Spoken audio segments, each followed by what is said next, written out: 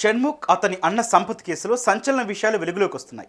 షణ్ముఖ్ గంజాయితో పట్టుబడ్డాడనే విషయంపై పోలీసులు అతన్ని అదుపులోకి తీసుకున్నారు. అలానే సంపత్ అమ్మాయిని 10 ఏళ్లుగా ప్రేమిస్తున్నానని చెప్పి వేరే అమ్మాయిని పెళ్లి చేసుకోవడంతో అతనిపై బాధితురాలు ఫిర్యాదు చేయగా సంపత్ను కూడా అదుపులోకి తీసుకున్నారు. అయితే ఈ కేసులో బాధితురాలు సంచలన విషయాలు పోలీసులకు తెలిపింది.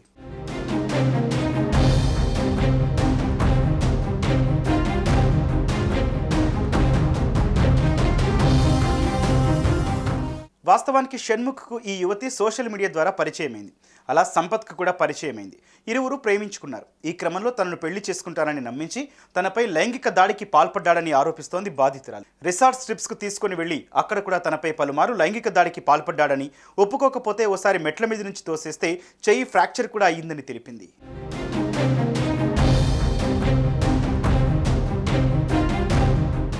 ఎప్పుడు పెళ్లి ప్రస్తావన తీసుకుని వచ్చినా అక్కడి నుంచి తప్పించుకునేవాడని చెప్పింది. 3 ఏళ్ల క్రితం తనకు సంపత్తో పెద్దల సమక్షంలో నిశ్చితార్థం కూడా జరిగిందని చెప్పింది. ఇక పెళ్లి నెక్స్ట్ అంటూ ఆ తర్వాత కూడా తనను శారీరకంగా వాడుకున్నాడని ఫిర్యాదులో పేర్కొంది. ముఖ్యంగా తనకోసారి అబార్షన్ కూడా చేయించాడని పోలీసులకు చెప్పుకొచ్చింది. ఈ విషయాలన్నింటిపై ఇప్పుడు పోలీసులు విచారణ జరుపుతున్నారు.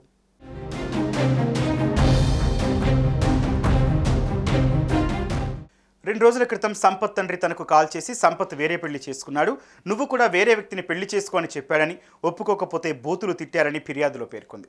సంపత్ను కాంటాక్ట్ చేసేందుకు ప్రయత్నించినా కూడా రెస్పాండ్ కాకపోవడంతో 10 ఏళ్లు తనను మోసం చేశాడంటూ పోలీసులకు ఫిర్యాదు చేసింది.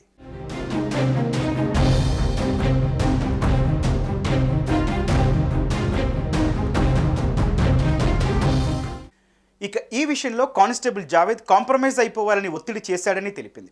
తన పాత్ర ఏంటో కూడా తెలుసుకోవాలని, ఈ విషయంలో తనకు న్యాయం జరిగేంత వరకు ఊరుకునేదే లేదని తెలిపింది. అంతేకాదు తనకు ప్రాణహాని కూడా ఉందని చెబుతోంది.